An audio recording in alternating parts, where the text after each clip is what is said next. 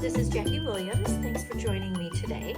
In this video, I want to share with you the double Z fun fold or double Z fun fold, depending on where you live. And I have written out a PDF with basic measurements for a couple of different variations. So you don't need to take notes. I've got this all here for you. The link is in the video description and it's just a free download. So what I would like to do is share with you the basic card base, the basic concept, and then I'm going to show you some finished cards to show you just some possibilities. So you will need 3 pieces. You will need one piece that is 4 1/8 or 4 1/4, depending if you have A4 or letter size cardstock, by 11 inches. And we're going to want to score that at 2 3/4 inches and 5 1/2. And basically what that is scoring it in half and then scoring that front one in half again. So it's like this. That maybe helps the measurements to make more sense. So that's the card base. Then you need a middle piece and a front piece. Now this middle piece is 2 3/4 inches by 11, no matter what size your card base is. Now, I will just interject, once you've made one and have the basics, you can certainly make these taller or shorter, depending on what you're doing or maybe the papers you want to showcase. But in any case, just start with this. And this one we want to measure at 4 1/8 inch and 6 7/8. And again, we want to fold that in a mountain valley fold, the same as the first of the card base. Just use the bone folder to get that nice and flat. Okay, so it will look like that. And then the final piece needs to be the shortest one. In this case, it's 1 5/8, but again, it could be taller or shorter than that. And we're going to score that at 5 1/2 inches and 8 1/4 inches. And we will also bend this in a mountain valley fold like this. And just use your bone folder to get those nice and crisp. So we have 3 pieces that are all scored like a Z or a Z. Okay. Now, basically for assembly, all we want to do is line up the base and the left-hand side, and then the base and the right-hand side of the first piece and the second piece, and then repeat that with the third piece.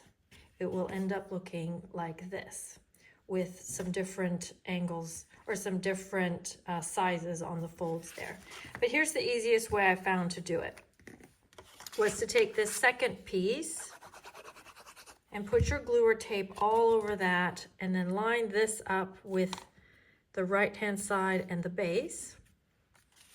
And then this piece, the front piece, you'll do the same. Line that up with the corner and the right-hand side. Okay, so that's nice and lined up. And then what we'll do is move these out of the way, fold your base, and then I'm going to put glue below where this second piece or this peach piece is. I know these colors are quite garish together, but I did that so that you could see the layers quite easily. And then I'm just going to fold this over, and it should line up, but maybe my score lines aren't perfect. And then I'll do the same thing here. I'm going to put glue kind of just below this line here, and then get that to line up. Okay, and then when you open it, it should all be perfect because you glued it together while it was closed. So now you'll know it closes nice and flat. Okay, now you can put little pop-up elements in here, cover it with designer series paper, however you would like to embellish your card. I'm going to show you some samples that I have made with this. So this is using the exact measurements that I just shared with you, and I've used the new Brushed with Beauty suite and used those beautiful papers and the dies, and then These words are from the Words of Beauty bundle, and they pair very nicely with the florals, but also these are very general, so they would work well with other things that you have as well. Now my next sample, I've used the Christmas tags papers. So these are all just pre-printed, so it went together very quickly. I made this in about 20 minutes and just added some of those die cuts that come with the paper pack. And it was a nice way to just showcase all, not all, but some of the different papers and how they all coordinate together. And then this sample, it's the same measurements other than I made all the measurements a little bit taller, but it's the same width and the same score lines. And for this one, I've used the Creative Haven bundle and the Hobby Haven papers. So this all actually comes in a suite together. Now the fun thing about these papers is I have used the sewing print. I just love the little sewing machine and the bobbins and the buttons and things. But this pack also has, just move this out of the way, they have a book print, they have a spa print. This would be good for my daughter who does this.